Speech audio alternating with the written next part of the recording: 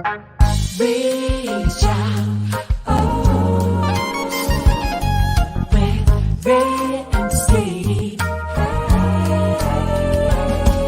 Reach out,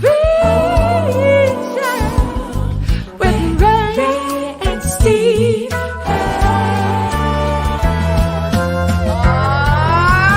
Take me out to the ball game. Take me out to the car.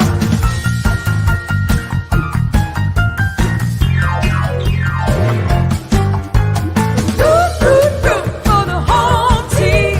If they don't win, it's a shame.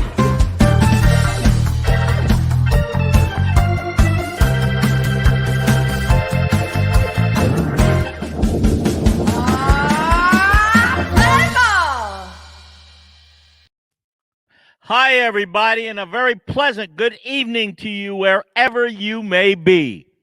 We have a great show tonight. Welcome to Reach Out with Ray and Steve. So let's bring on our great host, Mr. Ray and Mr. Steve. Come on in, gentlemen. Hey, Robbie. Okay, great. Hey, Hey, how you doing? great. How you doing, Ray? Get snowed in? Look, all I know is that I got my hand sanitizers. Just got back from the Bronx, and I'm trying to keep healthy until I get to spring training next month. That's right. This snow is not helping us, huh? Well, let me just say that if you looking back at me, you see a picture of Jackie Robinson, and today is the start of Black History Month. So with that, you see Jackie, you see Babe Ruth, and real quick, I just want to say that on the day that Jackie Robinson played his very first game, a cancer-riddled Babe Ruth snuck out of the hospital, got on a subway, and went to Ebbets Field to see history made because that was important to him too. Wow, that's right. amazing. That's right. And it's great that you have a picture of two Dodgers up there. Yeah, You you know, would you're a make real that smart- observation, Robbie. Yeah, oh, yeah, very nice, Robbie. Very nice. You know, Robbie doesn't need much to segue into the Dodgers. Real quick, we got to keep him focused. Robbie is more of a Dodgers than probably Lasorda. Yeah. Yeah, Well, boy, and I'm still hurting over his loss too. We Yeah. lost so many people this past month. But that's we have right. so many people, so many great guests on tonight, huh? That's right. And we're gonna talk some Hall of Fame stuff. But Ray, you and I do a lot of community work, and we were in the Bronx recently. You mentioned that with a whole bunch of people, Hanks Yanks, people that came out. Listen, the bottom line is, as the great George Steinbrenner used to say, the heck with labels. There were a bunch of kids from the neighborhood who, in essence, needed our help, and we did what we do. In the immortal words of George Steinbrenner, we're Yankees. It's what we do. And you know what? In the Bronx, where it's needed, I'm just happy and proud to be there. And thank you, Steve, for always being there with me. And that day we had Iran Barkley with us, middleweight champion. He came out to give back. It was such a great day to bring people together. Bronx boy who lives up the street from Yankee Stadium. And so, in essence, he came in, he hung out with the kids. I had Gio Urshela on virtual, so he spoke to them on the telephone, and then we took them to the Yankee Tavern to have lunch, actually. That's right, and he was right with the kids and the families, and it was a great time to see that unfold, but to bring people together, not just in the Bronx, but we do it on a regular basis. This is in Long Island. Long Island Cares. We do food drives with them each week, and we go from different place to different place, but this is past Saturday, and talk about how important that is, Ray. Look, it's so important that when I was leaving the place, I turned around to Steve and I said, Steve, there's a family not too far from here that I know could really use some food. They'll never ask because they're very proud, but I know they need it. And Steve turned around and got a couple of boxes of food filled with food. I took it to the place. And when I got to their house, the food was like dead on needed because they had nothing in the house to eat. Right. Okay, and that's how people in this city, there's a lot of people that are really struggling with this, man. I know the same thing out in LA. I've seen the lines. I've Yeah. seen those food lines, Robbie. Yes. You know, by the way, kudos to you guys because what you do for the community, and really cool that, Ray, you get a lot of the Yankees to come out and help out and pitch in. Well, I'm so proud of Gio Urshela, and I'm Yeah. so proud of Gleyber Torres. And another guy that helped me was Ottavino, who we just got traded. I'm sorry about that, because in a very quiet way, he had helped me several times, and I'm very proud of him. Very proud. Wow. And you know what, Ray? This past food drive was even more important because with this snowstorm, we got almost 2 feet of snow here, and those Yes. folks weren't able to go out and get food. No, Now they have at no. least some food to get them through a couple of days. You know, the lady said to me, man, it's like God asked you to drop this off because I had nothing here. Right. And that's Right. crazy, man.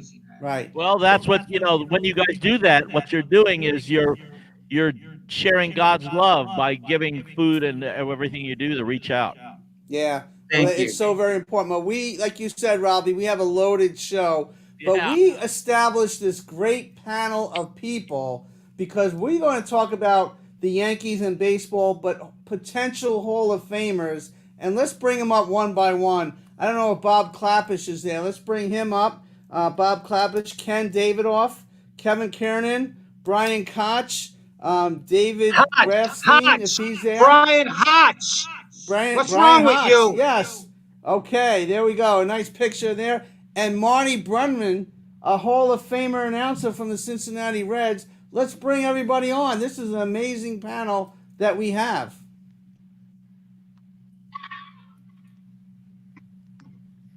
All right, here we go. Thanks, guys. All right, We're we got- happy to be with you fellas tonight. Yes, thank you, Okay, Marty okay. and Bob and Kevin and Ken and Robbie. You know all these guys, right? I know some of these guys. Of course, Marty and I are old friends, but New York Sports Pride are not buddies of mine. I met a couple of you guys, though. Well, what do you mean? Yes. You say that so and with such vain. I mean, I can't stand LA writers, Hey, okay? you know what? I love the Yankees are my second favorite team, Ray. Yeah. And And the Reds are a close second, close third there. Wow. so, Wow. guys, number one, thank you for being on today. We had some controversial stuff last week. Steve, start the questioning here. Okay, so it's all about. A couple of weeks ago, we talked about Hall of Famers that we lost. Now we have potential Hall of Famers that may or may not get into the Hall of Fame. So we have a list of 7, the high-profile folks that we want to put up on the screen, and let's just talk about it. You guys are amazing at what you do. So the first guy that we want to see, Hall of Fame or not, has been around for a long time, and Marty, you know this guy, Pete Rose. Pete Rose, should he ever get into the Hall of Fame? I mean, 4,256 hits, 303 lifetime batting average, Charlie Hustle. Marty, what do you think? Well, to begin with, Steve, let me say up front, I'm prejudiced in this situation. I felt when Pete was banned way back in 89 or 90 that it was time for something like this to occur. But then as time has gone on and things have occurred in our game, I've often said we're in the most forgiving country in the world. We can forgive a president for having sex in the White House, for God's sake. We can forgive somebody almost anything short of a mass murder. I think Pete deserves to be in the Hall of Fame. I think there's a tremendous level of hypocrisy when it comes to this subject, because you can hardly turn around in Cooperstown without seeing something about Pete Rose's accomplishments on the field, because it enhances the game of baseball, what he accomplished as a player. Yet he's not good enough to get in from a standpoint of having broken, obviously, the cardinal rule that exists in the clubhouse in every major league city. I think Pete Rose, quite honestly, I believe one day he will get into the Hall of Fame, but I think it will probably be after he passes, and I think that would be a gross injustice as far as I'm concerned. Oh. Brian Hope. Anybody on the panel want to jump in? Yeah, well, what I would say is that I would like to see it put in the writer's hands at some point. At this point, we don't even have that option. Baseball has ruled him ineligible, so until baseball wants to actually make him eligible for the Hall of Fame, there's not a whole lot we can do there. The one thing I would say is, look, clearly, if you look at his statistics, he belongs in, and then you put the gambling part into it. But we're in an era, as you just discussed there, where baseball now has deals with casinos, and gambling is now part of baseball, believe it or not. So the world has changed a lot since 1990. So I'd like to see that become reevaluated. Kevin Kernan. You know what? Here's where I stand on the whole issue. I'm glad Clemens and Bonds and all those guys haven't been in, but next year Ortiz is on the ballot. They're all on the ballot. Let's get them all in next year. Every single one of them have a steroid Hall of Fame. Get it all done in 1 year and move on. And Pete, I've been saying for years Pete should be in the Hall of Fame. So let next year, and don't forget Ray's boy A-Rod is going to be in there too. So we got them all next year. Let's have some fun with it. Pete's paid his dues. I did a story. Well, we lost He's gone. Kevin. Ken, what's your thoughts on this, Ken? Thanos gone like that. I'm gonna go find Kevin. For many years, I was opposed to Pete getting in. I think what he did was far more damaging to the game than the guys using illegal performances and drugs. But my mind changed the night that Bud Selig got into the Hall of Fame, because Bud Selig, when the Milwaukee Brewers owner, was part of the collusion, which was a big deal. The owners got together and decided they weren't going to play, and many players didn't want Ray, some of your guys, Lee Randolph and Ron Guidry, just didn't play the month of April because of this collusion. So once Bud got in, I flipped and I decided to Pete should be. Wow. Clap. Bob? Well, I haven't evolved to that point yet. I happen to agree with Marty. I think Rose is going to get in after he dies, at which point, if his name ever appeared on a ballot that I was marking up, I would vote for him then. But right now, the fact that he was gambling on games that he was managing is, to me, too egregious of a crime to forgive just yet. Statistically, obviously, he belongs. But what he did was far worse than using PED. I think he was directly controlling and manipulating his decisions based on what he was gambling on that particular night. And to me, that's an affront to the very integrity of the game. I haven't let go of that yet. That's right. Well, we have another athlete, Sammy Sosa, who's been on the ballot for a long time. Dave Grafstein, Sammy Sosa, should he get in or not?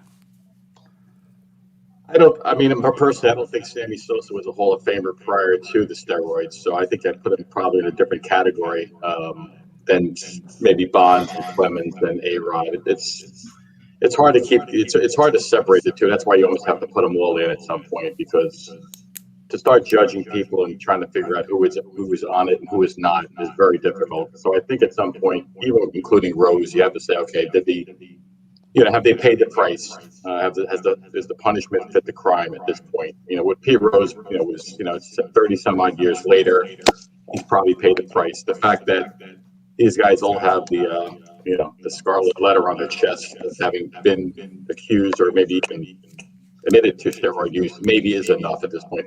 Their career has been tainted, so they have paid a price. So I think at some point they get it for that reason, because there's too many guys that might have been using it, just weren't caught. And to start judging, trying to figure out whose head was bigger than somebody else's, whose career kind of took off in the late 90s, or when guys made a start using stock, it's too difficult, too much to put on sports writers or the Veterans Committee.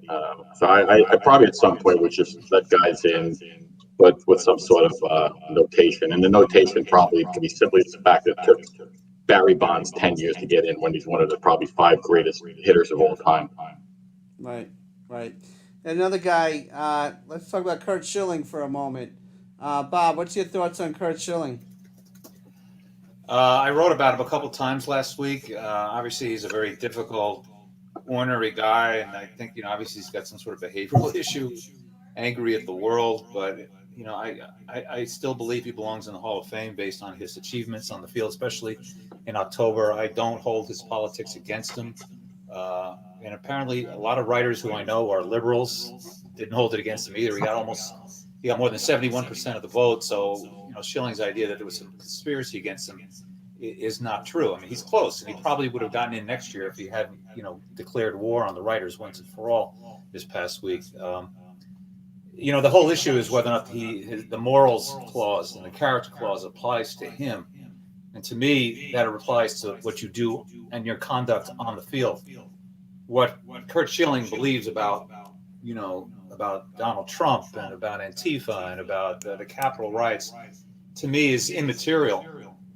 When discussing his Hall of Fame credentials, I will continue, or I was going to continue voting for him until the point where he says now he wants his name off the ballot. Look, if he really wants his award that badly, we'll give it to him. But to this point, I've always thought he was worthy of a Hall. Yeah. That's a Kevin, good point. Ken, did you vote for him? I did vote for him, and look, I wouldn't want Curt Schilling near my family. I wouldn't invite him to a party, but I think he most certainly belongs in the Hall of Fame. I think he's had a Hall of Fame caliber career, and I think he deserves to be in. And I very much hope the Hall of Fame rejects his request to get off the ballot, and I will vote for him again next year. How about you, Brian? I agree with that. He belongs for me. Numbers wise, he would be one of the best pitchers not in the Hall of Fame. If you look at it, he'd be right up there with Roger Clemens in terms of WAR. So I think that you put the politics aside and you just look at his performance on the field. He belongs, especially in the postseason. He took it to another level, and so I think that factors for a lot there. Wow. Let's move on a little closer to home. Roger Clemens. Steve, if I want to make one other point, if I could. Sure, yeah, Bob. I forgot to make one other point. I mean, as writers, or the writers who are opposed to Schilling or something, and I wrote this last week, you know, as an organization, as a BBWA, I mean, it's hypocritical of us to pass judgment on Curt Schilling's morals when we ourselves have an accused child molester in the Hall of Fame, in Bill Conlon for the Philly Daily News. And we've known for 10 years that there was 4 people who accused him of molesting them in the 70s, including his own niece between the ages of 7 and 12. And yet we've taken no action against him. We've yet to remove him from the Hall of Fame. So until we take care of our own house, I think we're dealing from a weak hand on Schilling. Wow. All right, well, let's get to Roger Clemens and I guess Barry Bonds. They're going to be in history together. So, Marty, what's your thoughts about Clemens and Bonds? You know, Marty, I just asked Marty to come back in because we were having a signal problem. So he just logged out, and he's going to log back in a minute. So let's move to somebody else for a minute. Brian, what's your thoughts about Clemens and Bonds? I mean, they're both linked forever here in terms of 2 of the greatest we've ever seen, greatest of their generation, but tainted by the steroid allegations. And so, for me, they would be an easy check. Yes, I think the point of playing police and trying to guess who did, who didn't, when. Look, we do have the Balco investigation with Barry. We do have the Mitchell report with Roger. But I believe at this point there are already steroid users in the Hall of Fame. So I'm of the mind that let's just judge that as its own era.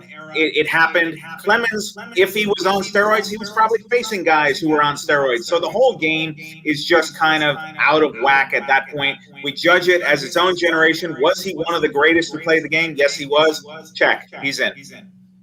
Wow. Dave, what's your thoughts? Yeah, same thing. I mean, again, these guys have the fact that it takes Clemens 10 years to get into the Hall of Fame, Bonds 10 years in the Hall of Fame. That's their price to pay. That's the penalty they have to bear for being steroid users. But at some point, all these guys get lumped together. They're all going to get in at some point, and it will be tainted their careers. But they're Bonds and Clemens in particular are 2 of the 10 greatest players of all time. They have to be in the Hall of Fame at some point. Their price to pay has been the asterisk that's going to get next to their name when they get in. Kevin Kernan, your thoughts on Bonds and Clemens? Well, like I said, I don't vote for him. I will vote for him next year probably because I'm tired of everything. I'm off the wall. I voted for Curt Schilling. I'm going to continue to vote for Schilling. I'd like to ask any of our panelists if they know who voted for, who Ty Cobb voted for president.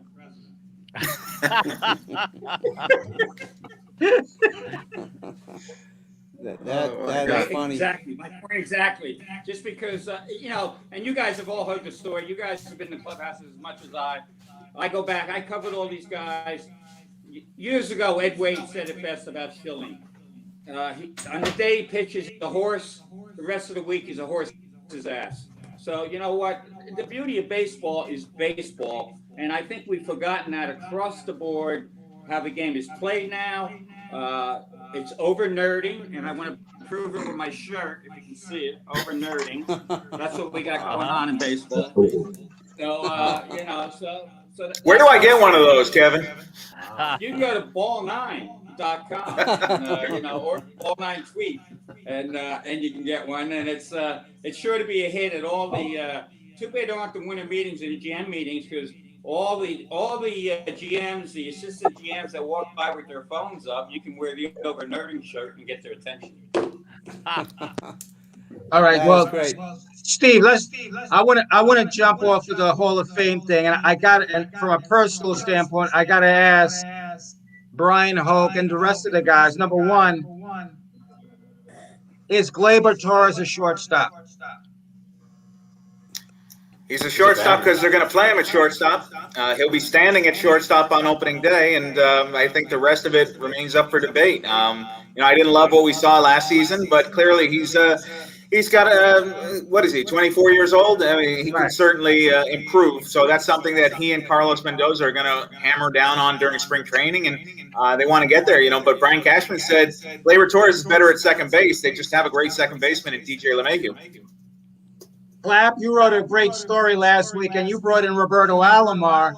I mean, what did Robbie have to say, and what's your opinion about what Robbie had to say? Well, when it comes to infield tactics and infield philosophy, there's no greater expert than Alomar. So when he says that the Yankees would be doing themselves a favor by putting Gleyber back at second base, obviously he's 100% right. But there's no other place for Gleyber to be except short. And given that, his suggestion was that Gleyber plays in a little bit closer on the Yankee Stadium infield because the grass is so thick. He's got to give himself a little bit more of an advantage in throwing fast runners out, going down from home to first. His arm is not great. And he also suggests that Gleyber does do a little more homework on positioning, knowing where the hitter's tendencies are. He doesn't think that he's quite as prepared or quite in the right spot, as opposed to the most defensive shortstop. Look, there's a couple things that Gleyber are missing. One, his range is not great, especially to his right. His hands are not great, especially when he has to go deep into the hole. And he seems to lack that fast twitch response that better shortstops have. He's a very young guy, but I've seen him slow down a bit in the last year or two. I don't know if he's ever going to be a good shortstop. I think the best the Yankees can hope for is that he's adequate, and that's with crossed fingers. Hey, I've got a And question David for Orr. Marty. Now, I saw Marty for a minute. Did we lose him again? Yeah, but Ken Davidoff, respond to that. To where Marty is, I have no idea. So what Clappish had to say. Oh, okay. Yeah, look, I think we all see Gleyber Torres is never going to be one of those textbook shortstops, live, athletic, who gets to every ball. That's just not happening. The question is, can he be, as Clapp said, adequate? Can he be competent and a plus hitter? And so it balances out that it's worth putting him there. I think, as Hoke said, he's 24 years old, so I don't think he's a lost cause. I also don't think it's fair to put too much on last year. Last year was insane. It was 60 games with a pandemic. So while I am skeptical about Torres' ability to do this, I am not. I don't think it's a lost cause. Okay, well, let me ask you, what the big question is, Gary Sanchez. Is he going to be okay? We got to define okay. What you got to define okay? I mean, what's okay? Yeah, I think the Yankees should have moved on from Gary. I was pretty vocal about that in my columns. I think it was time to cut bait, and I do wonder whether there's just so much baggage on him in terms of the expectations, the pressure. Kevin and I are not exactly on the same page when it comes to over nerding, but I do think there's something to the idea that a catcher has so much responsibility now with all the preparation, with all the analytics, and I do wonder whether Gary gets weighed down by that. In addition to the pressure that's on him to produce offensively, knowing his potential there. So bottom line is, I would have cut bait with Sanchez and gone in a different direction if I were the Yankees. What about you? What about you, Brian Hope? I'll defend Gary here, and obviously last year was terrible for him. But I think that he will come into spring training motivated. He'd better, because that was a terrible year, and so he's better than that. We've seen it in the past. I do agree with what Ken said there, in that I think they overloaded him. They brought him into spring training. They made him start this new one knee down thing. Then the pandemic hit. He was still doing it when he was back in the Dominican Republic. They had him on Zoom with the catching coach Tanner Swanson. They were continuing to do this thing, and look, did it really benefit him? I don't think it did. So I know the focus of that was to try and improve his pitch framing, but I think we'll never know for sure, but I think it may have come at the expense of his offense. So I would let him just go back to being the guy he was, because, look, fastest American League player to ever get to 100 home runs. We know the talent is there. He just needs to clear his mind and put it all together. That's right. The last question we have for the panel. Let's go on the other side of town. The Mets. A lot of National League teams are strong now. How do the Mets pan out this year? I'll take that one. Yeah, I mean, they're going to be a presence in this market. I mean, first time in a long time that the Mets can say that they're as competitive as the Yankees, and they will compete for prestige and back page of the Post. It's great. I mean, I think New York benefits from having two equally talented teams and two competitive teams. Mets may or may not end up with Trevor Bauer, but even if they don't, they have a great starting rotation. I think they're well managed, they're well run. The front office IQ, ownership IQ is is a million miles higher than it was over the last 20 years, exponentially higher. That's the word I was looking for. But it's a very good team, and I think there are better times ahead at Citi Field, which, like I said, benefits all New York baseball fans. It should be fun times at Citi Field. Wow. Dave, what's your thoughts on the Mets this year? Actually, if you don't mind me calling an audible, Steve, because I don't have an opportunity to speak. I'm fans of all these sports writers here, so if you wouldn't mind, I actually was curious to see what your take was on the players, the veterans players voting for Hall of Famers, because I always kind of found it. I don't know. I think the writers are much more objective than the players are, and guys get in who probably shouldn't get in. Certain guys don't get in who probably should get in, and so I was curious to see what everyone's take was when you kind of lose your vote, so to speak, on some of these guys. Then guys get in for three of the veterans committee that you guys probably also watched a lot more than even the other players did. And you see guys get in that you see probably didn't deserve it. I'm wondering what your take was, because I always thought that was, I don't know, I just thought it was an easy way out to get certain guys into the Hall of Fame that didn't otherwise belong. There are guys like, I look at guys like Keith Hernandez and comes to mind. There are guys, it seems to me like the greatest third baseman defensively at Bruce Robinson in the Hall of Fame, greatest shortstop defensively, Ozzie Smith's in the Hall of Fame.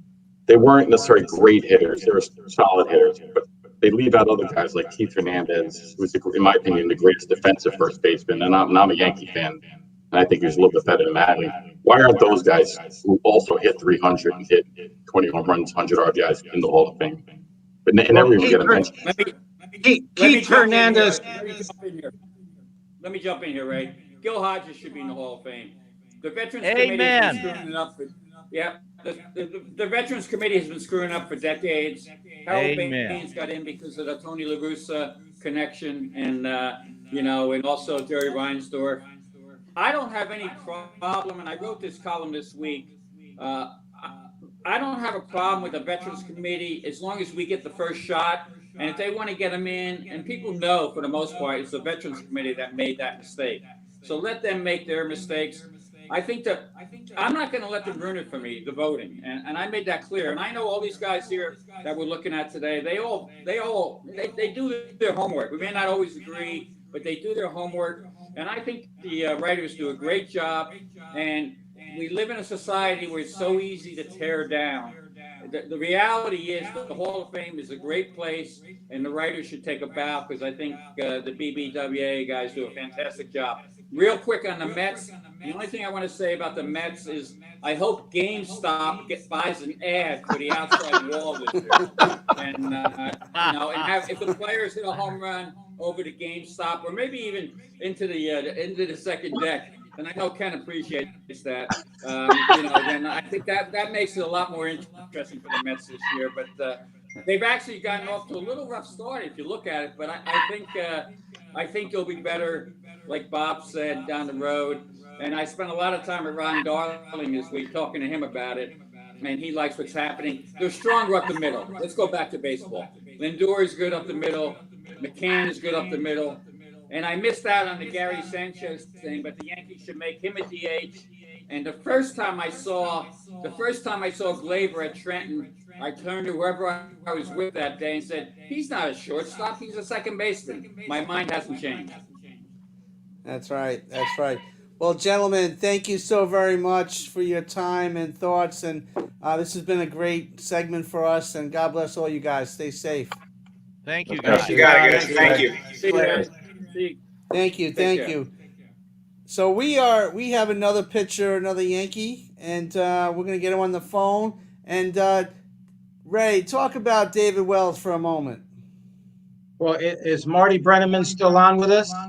No, we lost Marty. I think there was a technical issue there. Okay, well, David Wells is one of the really, really good guys who, when he came to the Yankees, he instantaneously became a Yankee. He appreciated what the Yankee brand was all about. If you saw he loved Babe Ruth. If you see his uniform, he wore 33. That's Babe Ruth twice. Okay, so I mean, this is a great guy. I've always appreciated I him. apologize. Are you still good? Yeah. Okay. Steve? All right. Well, we have David on the phone line right now. Okay. Dave, Ray Negron is here. Robbie Robinson, our musical director. Thank you for coming on today, Dave. My pleasure.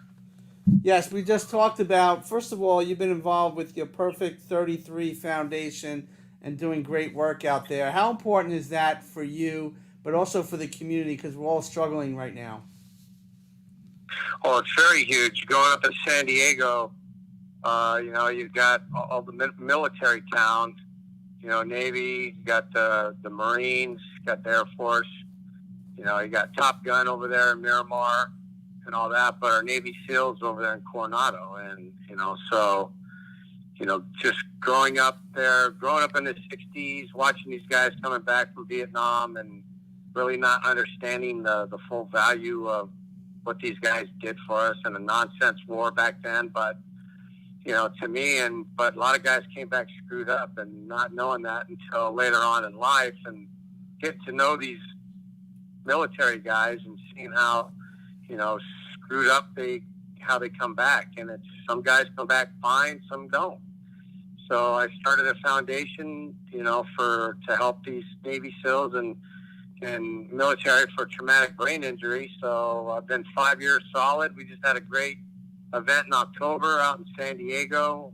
So I'm just raising money to take care of these guys, and so they can be better fathers, husbands, family men, and get them back into society and get them great jobs, hopefully. Well, Dave, I know that's such great work. I know you and your wife do so many great outings to help our veterans. And talk about, Ray brings up all the time, to be a Yankee is to really help in the community and to give back. Do you agree with that? Well, of course. I mean, no matter what uniform you put on, you want to represent that city and all that. But putting on a pinstripe is a little bit different because, you had such a great owner and George Steinbrenner. The people that he had around him were, even though he was a little bit crazy, but, you need to be like that when you own a team of that magnitude in a city like that was just nuts for them. But you know, you see the goodness of people coming in, how they want to be a part of that family, you know, and so a lot of people are going to reach out to a leader like that, and you know, and to me, when you get those opportunities to do something good, to change people's lives, you go for it instead of being an individualist and, you know, being selfish. You don't want to be a selfish act. And you could change somebody's life without altering yours or, you know, anything like that, you're doing really good. Right. Now, Hey, you're gonna to be ask David what Babe Ruth meant to him. You know, growing up as a kid, you know, in San Diego and loving the game of baseball and seeing Babe Ruth and what he did for the game of baseball, you can't help but not, you know, love him. Even though it was way before my time, I just became infatuated with Babe Ruth. So I started reading up on him. I started doing reports on him and, you know, stuff like that. And it just became, you know, he became a fantasy to me. You know, even though, you know, you see the old clips of how awesome this man was, but, you know, how he changed people's lives on top of it. And, you know, just like any other athlete, somebody messes with you, you're gonna stand up for what you think is right. And that's what Babe did, you know, but this guy would go out every night or night after night and I went on, do whatever he did, but he'd go out and hit 3-4 home runs the next day. So, you know, it kind of was like, you know, me being, you know, in my career, I would go out and do stuff, but, you know, I'd get criticized for it, but I go out and do my job. And it's just so I kind of felt like the Babe. So when I got to the big leagues, you know, I'm like, well, especially when I got to New York, I'm like, I want number 3. But I was joking in the press conference, but, you know, give me number 3, take it out of retirement because I'm just like the Babe. And I'm gonna prove everybody I'm like the Babe and all that. So I ended up getting 33. So that was even better. I'm Babe Ruth twice. There we go. Now, you're gonna now hold on. I want David to tell the people about the day that he brought Babe Ruth's hat. Oh yeah, I want to hear that too. You know, I bought the hat from a private seller.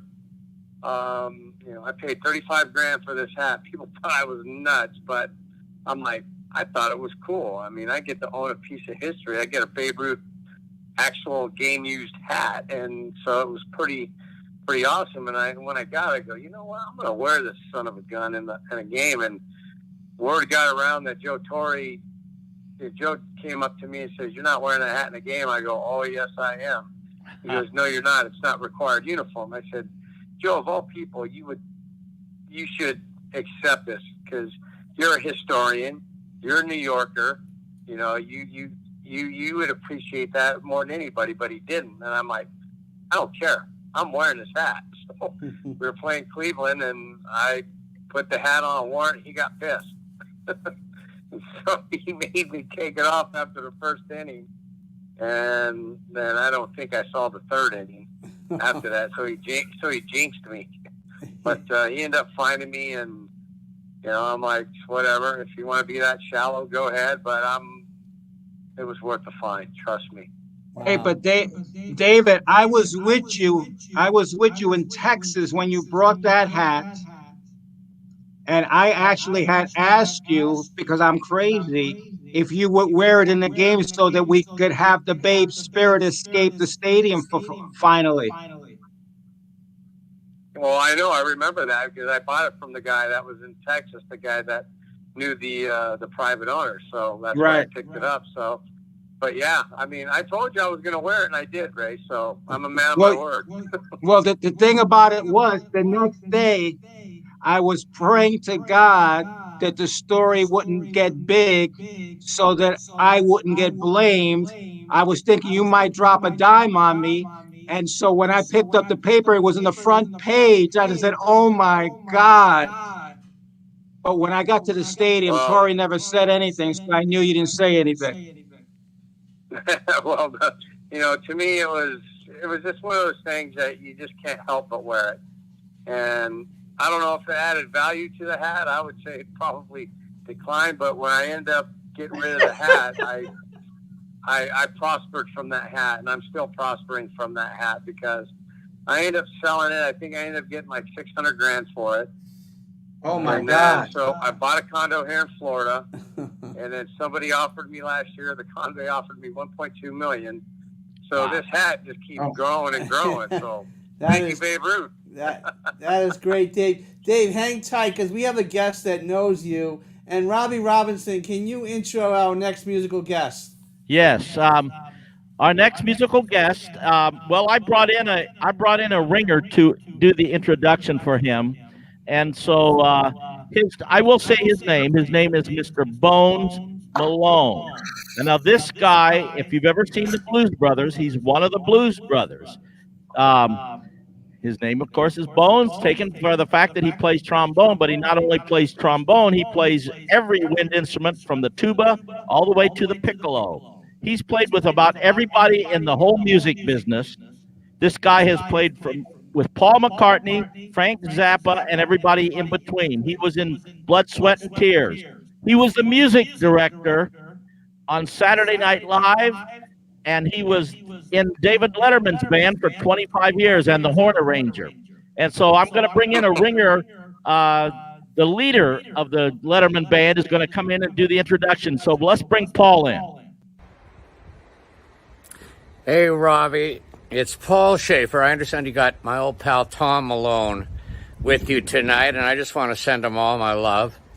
And remember, the first time I met him in 1975, first rehearsal for Saturday Night Live, the original show. And he gave me his business card. It was twice as big as anybody else's because it had every instrument that he plays. And that's every instrument, from piccolo to tuba. He still does. He hasn't missed a beat. Tom, keep rocking. Same to you, Robbie. Wish I were there with you guys. Have a great show. That's awesome. Tom Bones Malone, everybody. Oh, Hey, how's Bones, everybody how's it doing? going? Oh my God, is Dave Wells still with us? Yes, he is. Dave is on the I phone. am. Well, How are you? I'm doing great. How about yourself?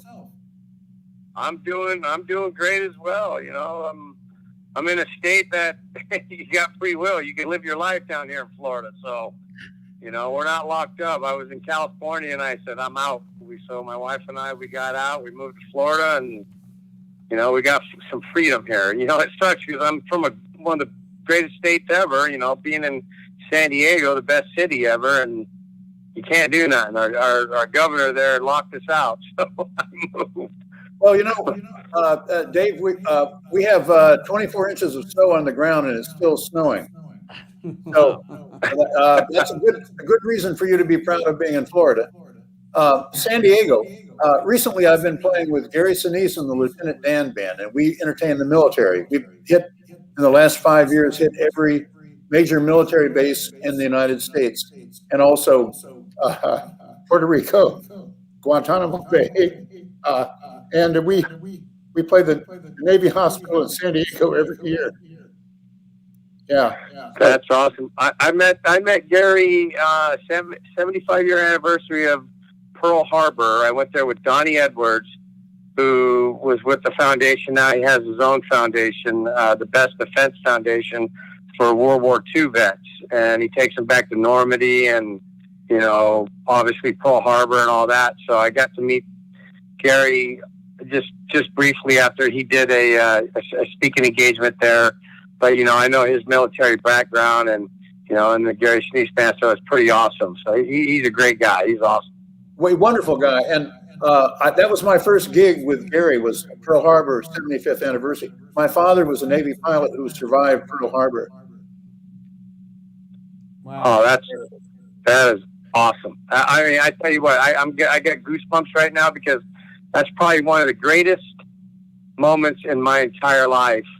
You know, besides your kids being born, was being there with 26 survivors in our group, but meeting thousands of others and just seeing the love and the respect that they got for, for our greatest generation, of soldiers, from that, and it was just so overwhelming. So I was so honored to be there.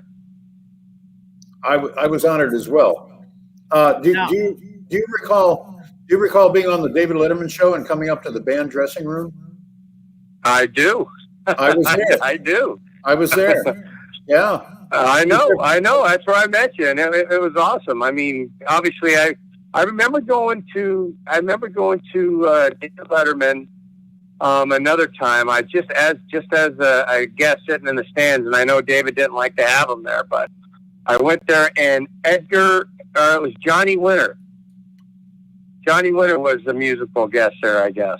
Right.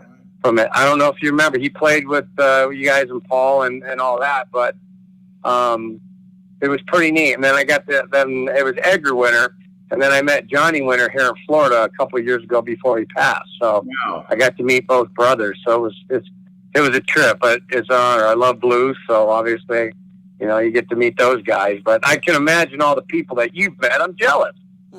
Well, I never pitched a perfect game.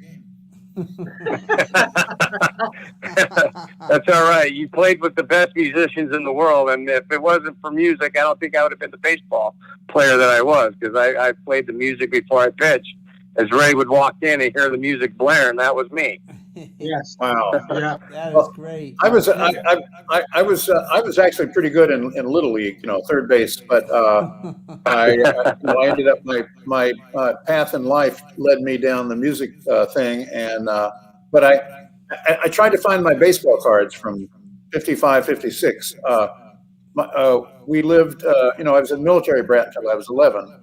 My dad was a Navy pilot, and so when I was in fourth grade, there was no cafeteria at school. So my mother gave me $1 to go to the drugstore and get your lunch. So instead of buying my lunch, I would buy baseball cards. And I had 9 Roberto Clementes, and I had Mickey Mantle, and I had Babe Ruth. I'm not Babe Ruth. I had Yogi Berra, Lou Burdette, anybody, Gil Hodges, oh my God, Nice. Howard, Yogi Berra. I had all these amazing cards. I left home. My mother said, save 100 cards and throw the rest away. And Hopefully she saved the Mickey Mantle rookie. the Mickey Mantle rookie card. What, 55 was it? I'm trying to remember. Anyway, I think so, yeah. I tried to find them. I was going to post them, put them up, and couldn't find them last minute. But I still have a bunch of those, and fond memories of a lot of great people you guys were talking about tonight on the show. I haven't kept up with baseball as much as I should have, because I've been I work around the clock doing music. Even during the pandemic, I got a studio across the hall here at my house, and I do remote recording productions for people in South Africa, Amsterdam, Los Angeles, Cleveland, all over the world. And I make my own music, and I play about 15 instruments myself, and I can record a whole big band myself. But anyway, I would like to call myself the David Wells of the music business. Hey, That's awesome. Actually, I'll my throw something son out here. goes to Michigan State, and he's getting his music major there. He's a percussionist, and so he loves jazz. He loves his jazz and doing all that. So he's in his final year at Michigan State, even though they're doing, That's a good remote, school. but Great school. He just great school, awesome school. But this kid is an unbelievable drummer. So he's diverse. He could play rock and roll, jazz, reggae, whatever you name it, he could play. You give him a sheet, he could read it. He started reading music when he was 4 years old. So you give him the sheet, he could play anything. And it's nice to have musicians in the house, because my oldest son plays guitar, self-taught, and he's really good. And then I got my drummer. So Wow. Well, I'm partial there. Maybe they'll get a band one day. Who knows? I've been out to Michigan State 3 or 4 times. Michael D is the professor of jazz trombone there, is a good friend of mine. He will say that I'm his mentor, but he's just amazing guy, teacher, jazz musician. I've been out there several times. I probably played with this drummer you're talking about. I played with, last time I was out there, played with like 5 different bands. And they have a really good, strong music program there at Michigan State. East Lansing, right? So you know Uncle G? What's that? You know Uncle G there at Michigan State? Yeah. Gee.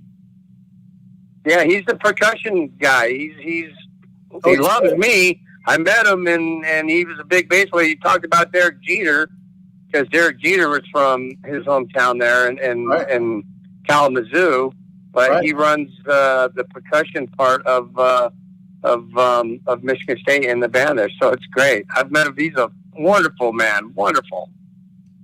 Great. It's a great little town. They have a great program going there. I mean, it's not a giant town, but they have an amazing jazz education program there.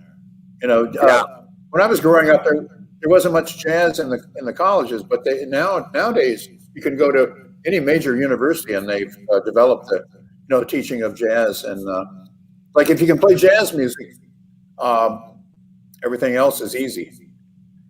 Well, let me pick up on something that Bones was talking about. He's got that studio across the hall, but Bones Malone is the only musician I know that can play every wind instrument. He can play the tuba. He can play the trombones. He can play the trumpets. He can play the saxophones, baritone, tenor, alto, soprano. He can play the flute. I mean, this guy is a one-man band. I don't know anybody that can do that on a professional level. That's pretty impressive. You should have been with Chicago, because my buddy Jason Sheff left the band a few years ago, but the horn section with Chicago was fantastic. From when they started, and obviously Tower of Power, they got a great horn section as well. So horn section, I tell you, when you have a horn section, you got a great band. And those were 2 great bands. Absolutely. Oh my God. Hey, Peter, can you put up that picture of that Litchfield horn section we had? Okay, now this is the horn section that we had back in my hometown of Litchfield, Illinois. Best horn section of all time. 7,000. We've got over here on the right-hand side, you've got Doc Kupka on the baritone sax. Tower right of Power. there on the trombone, Doc Kupka from Tower of Power, I should say. Bones Malone from Blood, Sweat, and Tears, from the Blues Brothers, from everybody else. The next guy in the front line here is Bobby Burns. He's the trumpet player for Earth, Wind, and Fire. And then next to him we have Lou Marini, who's also been in the Blues Brothers and everybody else. And by the way, Blood, Sweat, and Tears, both Lou and Bones were both in that band. 1973. That's awesome. Wow. Yeah, that is awesome.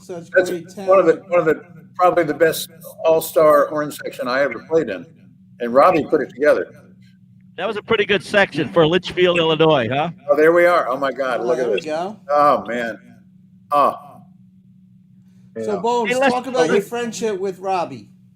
Say what? Talk about your friendship with Robbie Robinson. Well, we actually played a gig in the parking lot at the Meadowlands. The big stadium in New Jersey, and with Frankie Valli. Oh my God, when was that? Oh, that was in the early 90s, I think. Oh, it was a long time ago. I remember. I remember the gig very well. I think your brother was playing drums. Bass. My brother Rex was playing bass. Yeah, it was yeah. Oh my God, and La Bamba put the band together. Yeah, that was. But Robbie and I have been playing together for a long time. Whenever Frankie comes to the Atlantic City, New York, we did Broadway on New York. We did Atlantic City how many times? Oh my God. Yeah. Oh my God. Yeah. Wow, that's great. So, Robbie, we have a song that you want to take us home with tonight, and there's so many great, talented people on this show tonight. We want to thank David Wells for participating and being a big part of the David, show. thank you so much, David. Yeah. David Wells. Oh my God. Oh, My pleasure. It's an honor to be on there with Bones. I love it. Oh, it's my pleasure to be on with you, buddy. Oh my God. I mean, you're. What can I say? What can I say about David Wells? Legend. Wow. Legend. Well, God bless you, David, with your perfect 33 Did you ever know a guy named, foundation. did you ever know a guy named Bernie Williams? Guy named Bernie Williams. Yeah, I think I played catch with him a few times and heard him play guitar. Oh my God, yeah. I mean, what I've run into him at a couple of gigs, and he, he sat in with us at the Letterman show one time for the whole show. Of course, we all know we got baseball critics on it. I mean, we all know, what a brilliant baseball player he was, but he's also a great musician and super nice guy, just down to earth. Like, I walk up to him and he just acts like a normal guy. Wow. That's because he's a Yankee. He's one of my favorites. I love him to death. Wow. Me too. I mean, I got to say, man. Well, God bless you, gentlemen. Robbie, what song are we going home with tonight? Well, we're going to go out with the song that Bones is playing on. And this is something that we just did a couple months ago. It's Frankie Valli and his current band. We've got Bones Malone on trombone, and then we've got Bobby Burns from Earth, Wind & Fire on trumpet, and Rick Keller on sax. And Frankie Valli had a big hit record in 1978, and this is our current band just doing it in the last few weeks, called Grease. Let's go. All right. Thank you, guys. God bless. Enjoy. Oh, my Grease. pleasure. Thank you. Grease is the word. Oh, yeah.